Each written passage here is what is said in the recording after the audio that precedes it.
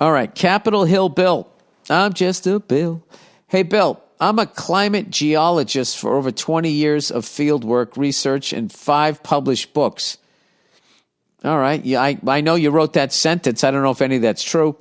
I'm a geologist first and foremost, but I study the macro effects on climate on Earth. Do I really want to read the rest of this? The current climate crisis discourse has been dangerously hijacked by corporations who are looking to profit from it. I will try and be brief and provide clear examples. Congress is about to pass a huge spending bill that's almost $2 trillion, and a significant portion of the bill's spending is meant to fight against climate change. The problem is that most of the money is going to subsidiaries of oil companies and other groups that have no identifiable role in meaningful change. Why do they do this? Why would they do that?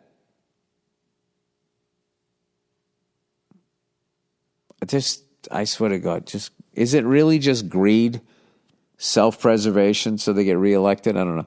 No mention of tapering back on resources or creating standards to reduce the need for a new iPhone chargers every year. For reasons I cannot explain, there's been a push to get away from nuclear power. This makes absolutely no sense. Every time a plant gets shut down, we rely more on fossil fuels.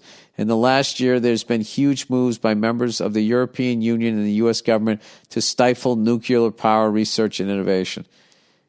So like oil companies, the blue blood families from like the 1800s, they've really just been running shit for the better part of a century and a half. The U.S. oil prices this year have gone completely backwards. Instead of maintaining our own oil production that can be overseen, environmentally regulated, and of course more beneficial to the U.S. economy, we're now relying even more on oil from overseas and empowering Saudi Arabia and Russia with the fate of our resources. I'm not an economist, but I can confirm that over the last 80 years, there's been a positive correlation between the low-cost, reliable energy and quality of life for lower-income brackets. Puerto Rico is a great example of this. Their quality of life has vastly improved with reliable energy. Despite this, U.S. politicians have been lobbying to shut down domestic energy operations for no discernible reason, other than the people that put them in office told them to. Imagine a career politician from New York having strong feelings about where Puerto Rico gets their energies. It's so fucking evil. Nothing adds up with any of this. I appreciate you mentioning all the flat screens that end up in the ocean. Yeah. Well, I think here's my positive spin on that. Is you can sit there and bitch about these fucking greedy politicians and these corrupt corporations. Or you can do something in your personal. The only way to do it is to combat it with your own life. And, as I'm sitting there bitching about, liberals, the way they treat Southerners, maybe making them more closed-minded, I don't fucking know. Or, maybe I could just be a nicer fucking person. Climate change, maybe I could use less. I could try to fucking recycle. I could try to, pay attention. It's going to take actually individuals getting involved and giving a shit. And stop watching 24-hour news networks. Because if we all started doing that, they would then, through corporate money, start putting out false stories about how doing that is eroding at the fiber of this country. Unbelievable. Why would you fuck with Puerto Rico? Beautiful people. Beautiful place. I just don't understand it. Never understand that. Why people do the horrible fucking things that they do. But then again, I'm also a cunt. So maybe, if I actually had political aspirations, I'd be doing the same thing. Who knows? This is all too fucking big for my little brain. All right, losing weight has lost me clients. Wow. Dear Billy Freckle Flute. I should have made a list of all these. You guys are in the hundreds of quality trashings of me and my name. In my orange complexion. I'm a lady listener. That makes it even funnier that a woman wrote that. Freckle Flute. I'm a lady listener and need your wisdom. I've been working as a house cleaner for 10 years. with many long-term regular weekly clients. I have recently lost a lot of weight because I got sick of being a fat fuck. Lost 55 kilograms. But I've noticed since I'm thinner, many of my married female clients have become less friendly towards me and have been canceling a lot, especially on days their husbands are at home. Yeah, women just don't get along with each other, man. Maybe because it's men are weak. I don't know. I'm sure it's our fault. Anyway, they've never ever complained about my standard of cleaning, and in fact, or maybe, you know what, maybe it doesn't even have to do with their husbands. Maybe they just get mad because you're going to the gym and they're not, or have the time to. I don't know. They've never ever complained about my standard of cleaning, and in fact, have told me how great I am at my job.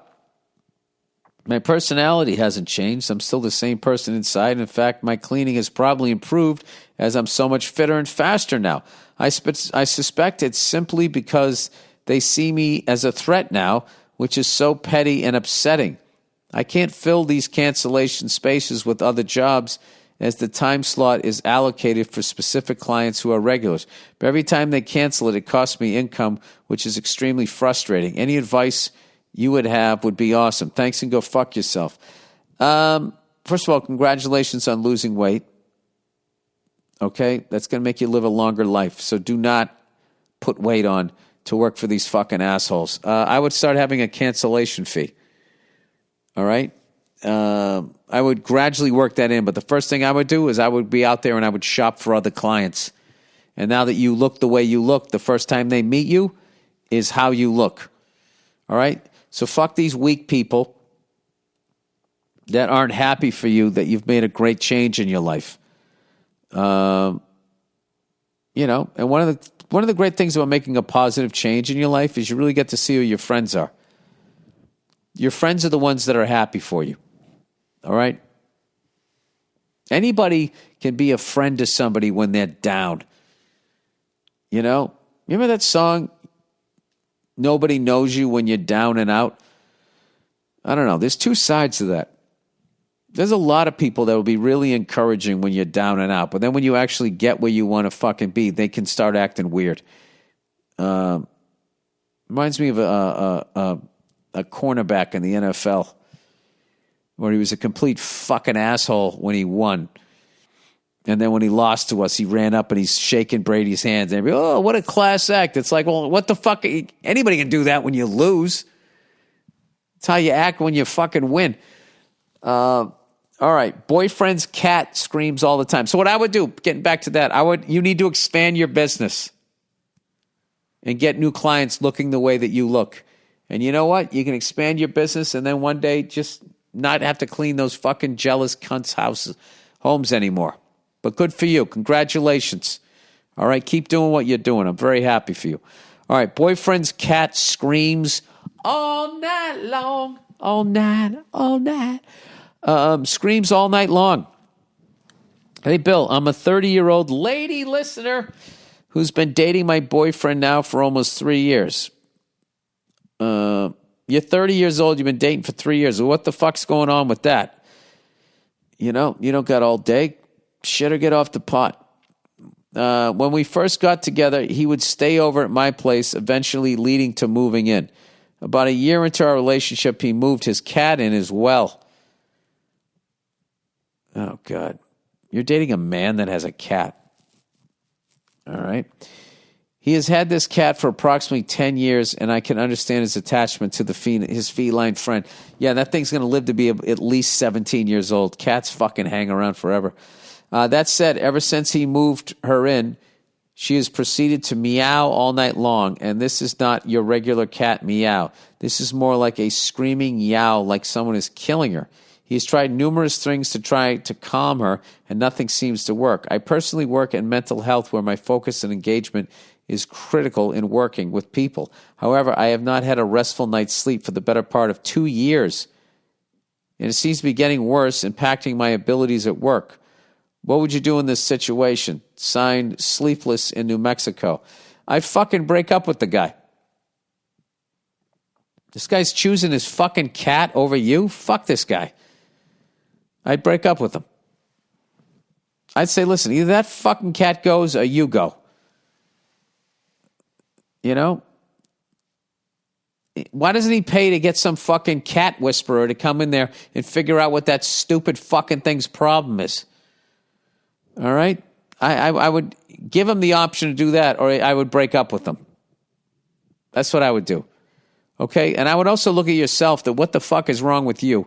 I don't mean to be an asshole, that you would put up with this shit for 2 fucking years. Like you need to put a value on yourself and your night's sleep. Better part of 2 months. I can understand. 2 fucking years of this shit? I mean, I'm not even in your situation. I can't even tell you how much I hate that fucking cat.